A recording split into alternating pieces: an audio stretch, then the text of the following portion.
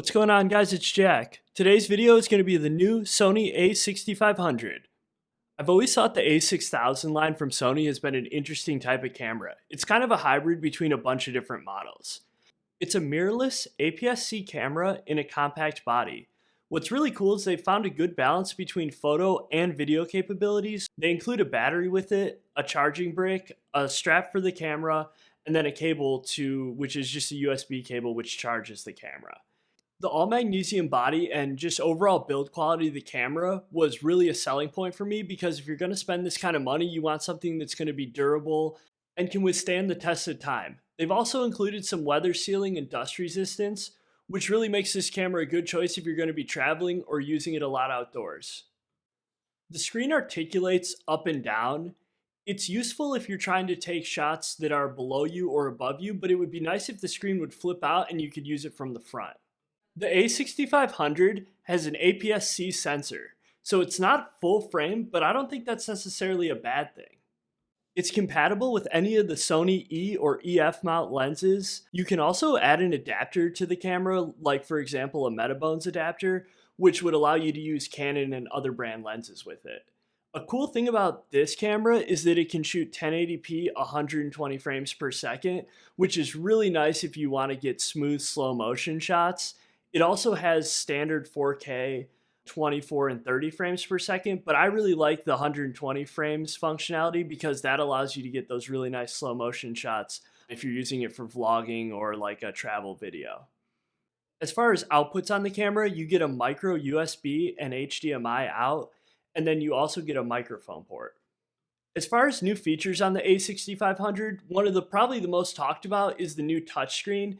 It's a touchscreen that you really use for focusing primarily. You can do a few other little gestures with it, but it doesn't actually control all the menus in the camera by using the touchscreen, which I thought was a little weird. They haven't changed the menu system, which is pretty bad. So it's still not touch optimized and it can't take really any touch input. So the only thing you can do is touch to focus, but it works pretty good and it's actually a fairly useful and cool feature, and it's something that I could definitely see myself using on the camera. It's not a gimmick. Since it's mirrorless, it uses an electronic viewfinder because you're not actually looking through the lens. It's an OLED display, and it's cool because they can overlay a lot of data and information on the screen, and the quality of it is really good. So now let's take a look at some video from the A6500. This is unedited 4K footage straight out of the camera. So I haven't applied any color correction or color profiles. This is just how it looks directly outputted from the A6500. This is how it looks if I put the same profile that I typically use on the A7RII, which is what I shoot all my videos with typically.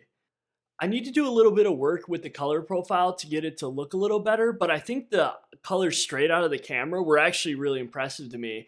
It doesn't have the full frame sensor of the A7RII, but it really isn't a huge deal because I shoot most of the video on the A7RII in the APS-C or Super 35 mode anyways. I don't mind the crop factor, and I just like the way the video looks a little bit more when I use the Super 35 mode. I actually think the A6500 is better than the A7RII in a couple little ways. The door that covers the ports on the side is a lot better on the 6500. The one on the A7RII is flimsy and it's hard to get it to stay down, and it's constantly bumping into the cords if you're using an external recorder with it, which has always kind of been a pain. One thing that I really miss on the A6500 that I like is the dial in the front, which you can use for like shutter speed or ISO or little functionality like that, but it's not a huge deal. Now I want to talk a little about the photos from each of the cameras.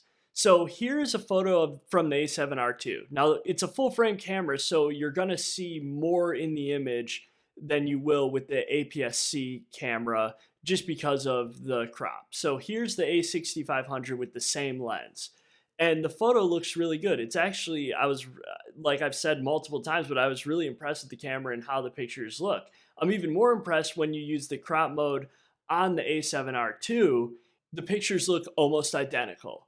And I just want to say, obviously, if you're taking landscape photography, you're doing professional work, the amount of detail and the extra resolution that you get with the massive sensor on the A7RII is going to be a lot better. But just for casual photographs and walking around town and traveling, my point is that the A6500 really is a great bang for your buck.